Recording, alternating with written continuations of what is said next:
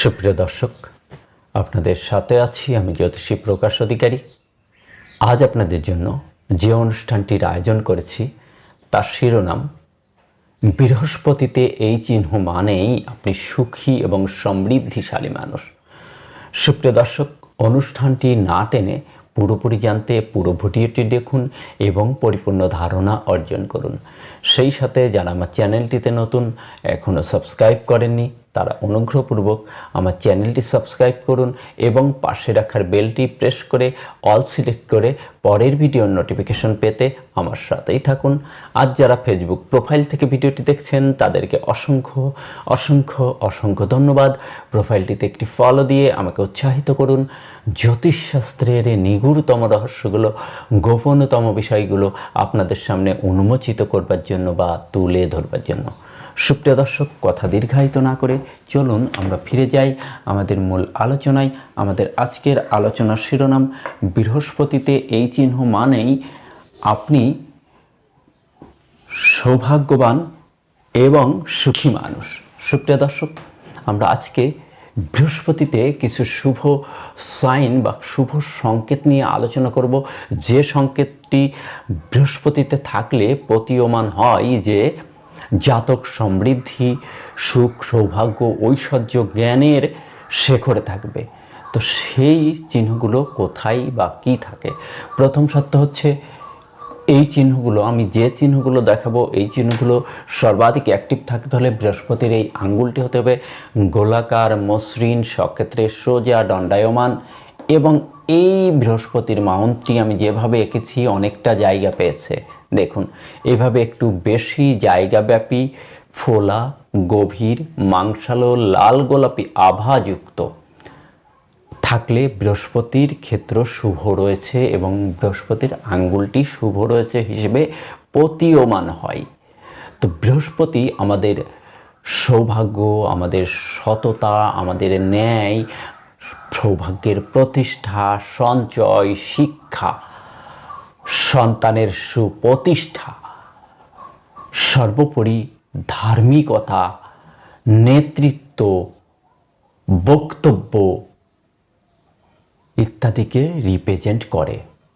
তো বৃহস্পতি অত্যন্ত, জ্যোতিষশাস্ত্র মতে বৃহস্পতি হচ্ছে সর্বাধিক গুরুত্বপূর্ণ গ্রহ, যাকে বলা হয় দেবগুরু, অর্থাৎ সমস্ত দেবতাদের তিনি গুরু, তাই তার ক্ষমতা অসীম। তো সেই বৃহস্পতি যখন শুভ থাকে, শুভত্বের সাথে সাথে আরও কিছু শুভ সাইন যদি থাকে তাহলে সেটি অত্যন্ত শুভ ফল প্রদান করে। বৃহস্পতিতে এই ধরনের চিহ্ন যদি থাকে, এই ধরনের চিহ্ন যদি থাকে সেটিকে বলে সুলেমান রিং। সুলেমান রিং ছিল রাজা সুলেমানের হাতে, তার থেকে রাজা সুলেমানের হাতে এই রিংটি থাকার দরুন তার থেকে এর নাম হয় সুলেমান রিং বা সুলেমান বন্ধনী। তো রাজা সুলেমান ছিলেন সমৃদ্ধিশালী, প্রতাপশালী, সৌভাগ্যশালী, বুদ্ধিমান, বিচক্ষণ, শক্তিশালী একজন রাজা। সব দিক থেকে রাজা সুলেমান ছিলেন প্রতিষ্ঠিত এবং সৌভাগ্যের শেখরে থাকা একজন রাজা। বৃহস্পতিতে যদি ক্রস চিহ্ন থাকে, সেই সকল জাতক জাতিকার আজকের অবস্থা যাই হোক না কেন, বিয়ের পরে বা বিবাহের পরবর্তী জীবনে তাদের জীবনের চলার যে মাইলেজ এটি ব্যাপকভাবে বৃদ্ধি পায়। অর্থাৎ বিয়ের পরে উন্নতি, সুখ, সমৃদ্ধি বৃদ্ধি পায় এবং সুখী দাম্পত্য জীবন অতিবাহিত করে এমন সংকেত নির্দেশ করে। বৃহস্পতিতে যদি এই ধরনের চতুষ্কোণ চিহ্ন পরিলক্ষিত হয়, দোষমুক্ত চতুষ্কোণ চিহ্ন পরিলক্ষিত হয়, তাহলে সেই সকল জাতক জাতিকার বিয়ের পরে যেমন উন্নতি হয় তেমন বৃহস্পতির সকল অশুভ প্রভাবকে নষ্ট করে জাতকের সৌভাগ্য, সঞ্চয়, সমৃদ্ধি, শিক্ষা এবং সমাজে প্রতিষ্ঠার দিকে জাতক ধীরে ধীরে এগিয়ে যায় এবং সমাজের শ্রেষ্ঠ স্থানটি, বৃহস্পতি হচ্ছে শ্রেষ্ঠ স্থান, যেহেতু বৃহস্পতি দেবগুরু, তাই সমাজের শ্রেষ্ঠ স্থানটি, অর্থনৈতিক শ্রেষ্ঠ স্থানটি, কর্মের শ্রেষ্ঠ স্থানটি যদিও শনি দিয়ে থাকে, তবুও এখানে বৃহস্পতিরও ভূমিকা রয়েছে কর্মের শ্রেষ্ঠ পথকে অলঙ্কিত করতে।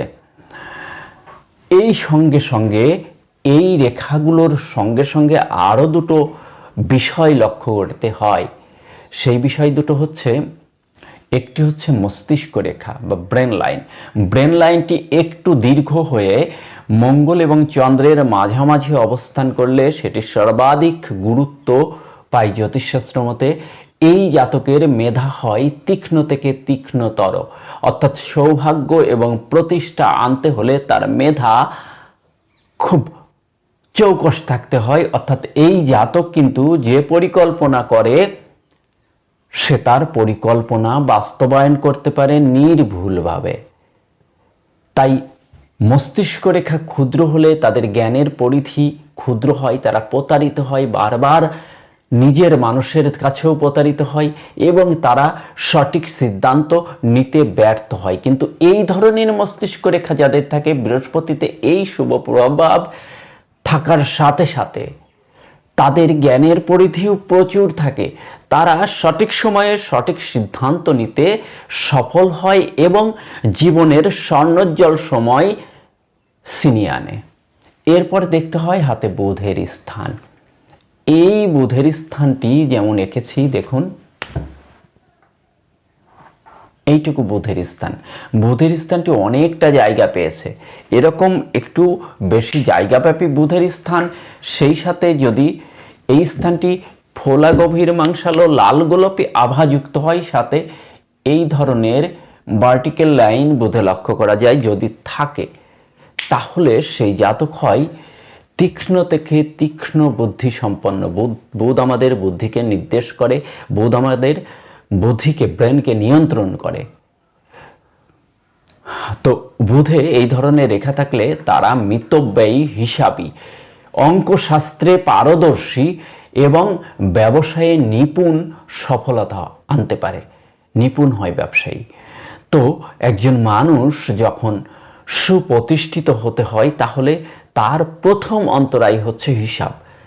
যে ব্যক্তি বেহিসাবী, ঢালছে মাপছে গুনছে কে। আমরা ইতিহাসে বহুত দেখেছি, আমাদের চারপাশের সমাজেও দেখেছি, যারা বেহিসাবী হয় তাদের জীবনের করুণ পরিণতি। দেখুন, আমরা দেখেছি মাইকেল মধুসূদন দত্ত, উনি জমিদার পুত্রে ছিলেন, জমিদারের পুত্র। তো উনি কী করতেন, মানুষকে দান করতেন, পকেটে বা কাছে যা আছে সব দিয়ে দিতেন অকাতরে। এই যে বেহিসাবির কারণে কবির জীবনে শেষ জীবন অনেক কষ্টের কাটে, যেটা আমরা অনেকেই জানি। তাই বেহিসাব অবশ্যই ভালো না। দান করা অবশ্যই ভালো, কিন্তু সেটা নিজের ক্ষমতার মধ্যে নিজেকে বিলীন করে দান করা, সেটা আসলে আধ্যাত্মিক দিক থেকে হয়তো দান অবশ্যই দান আধ্যাত্মিক দিক থেকে ভালো, কিন্তু সেটা নিজেকে সেভ করে রেখে, নিজের জন্য সঞ্চয় রেখে দান করা অবশ্যই পুণ্যকর্ম। দানে অনেক অশুভ গ্রহের অশুভ প্রভাবও বিনষ্ট হয়। তো হিসাব ব্যতীত একজন মানুষ কখনো জীবনে ব্যাপক উন্নতি করতে পারে না। তাই এই সাইনের সঙ্গে সঙ্গে এই মস্তিষ্ক রেখা সুন্দর থাকে এবং বুধ যদি সুন্দরভাবে অ্যাক্টিভ থাকে তাহলে তার উন্নয়ন কেউ রুখতে পারে না।